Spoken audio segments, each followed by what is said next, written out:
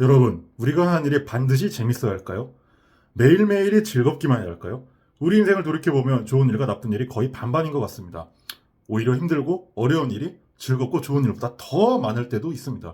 그런데 만약 인생에 즐거운 일만으로 가득 차 있다면 우리는 인생을 절반밖에 살지 못한 것이 아닐까요?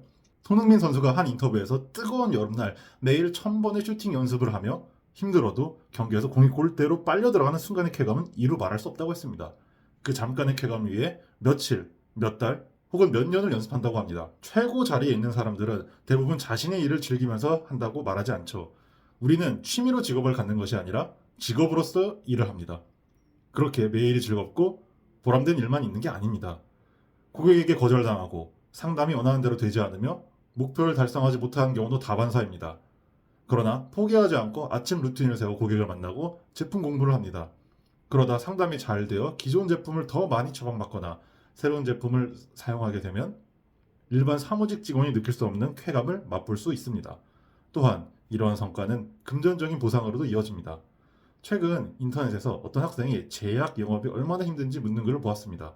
답글 중에 술 마시다가도 의사가 부르면 가야 한다고 적혀 있더군요. 사실 저 말이 완전히 틀리다고는 할 수 없습니다. 저는 그런 경험이 없었지만 제가 아는 사람들은 그런 일이 많이 있었다고 합니다. 자동차 영업이나 보험 영업과는 다른 제약 영업은 고객이 정해져 있습니다. 지역이 정해져 있거든요. 그래서 고객 하나하나의 중요도가 다른 영업과는 조금 다를 수 있습니다.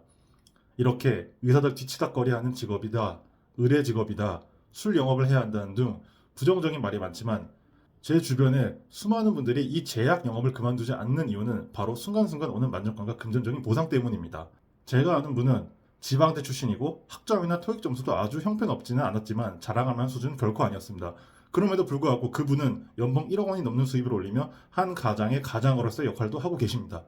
올해 6월까지 받은 월급만 해도 이미 연봉이 6천만 원을 넘어섰다고 하시더군요. 물론 돈이 다가 아니고 더 가치 있는 일도 많다고 생각합니다. 그러나 돈이 중요한 부분이라는 점은 부정할 수 없습니다. 힘든 거 싫고 갑에 취해서 일하고 싶다면 공부를 더 열심히 해서 금융권이나 정유회사, 건설회사 등에 들어가면 됩니다. 그렇지 않고 좋은 스펙은 없지만 의뢰 입장에서 일하기 싫다면 연봉이 조금 낮은 일을 선택하면 됩니다.